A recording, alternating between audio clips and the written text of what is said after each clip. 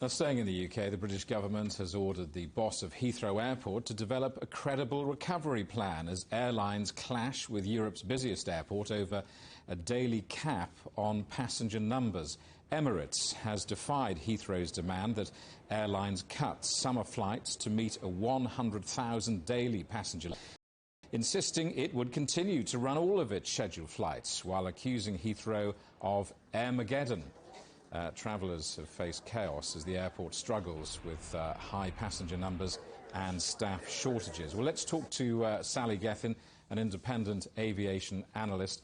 Sally, if you're sitting there at home thinking, now, shall I book a holiday in or out of Heathrow, what's the current situation? I mean, do you think people can honestly fly with confidence or just expect misery?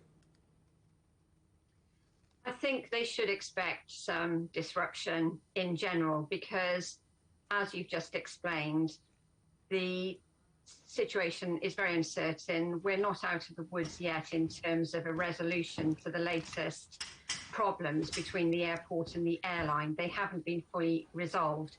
There's an intention there. There is a plan there by Heathrow, but we just don't know whether all airlines are going to comply. And even if they do, we have seen so much disruption already, and not just in the terminals, but also behind the scenes.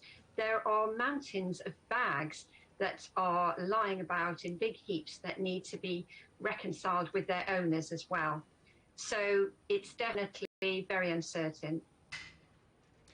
Heathrow Airport's boss, John Holland-Kaye, was given a Friday lunchtime deadline, which has obviously passed now, to come up with this credible recovery plan.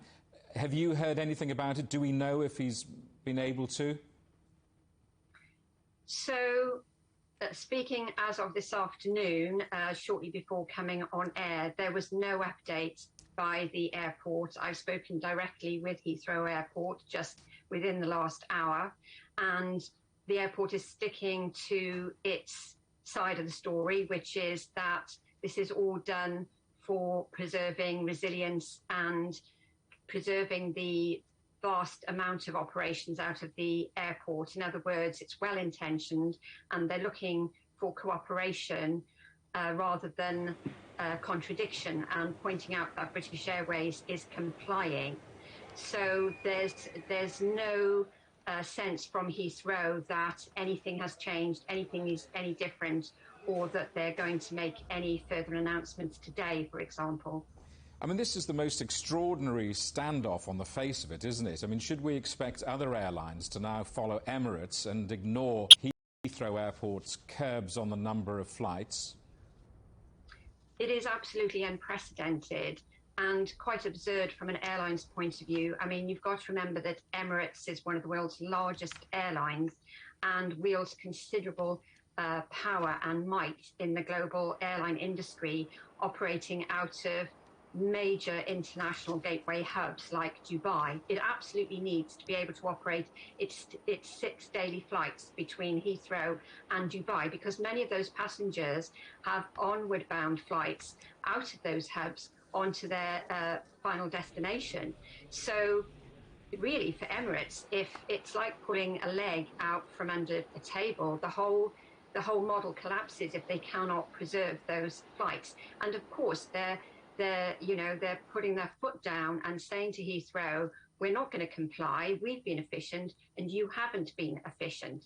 But you see, this might boil down to the actual regulatory legal aspect, because all airlines operate what are known as slots out of congested airports like Heathrow.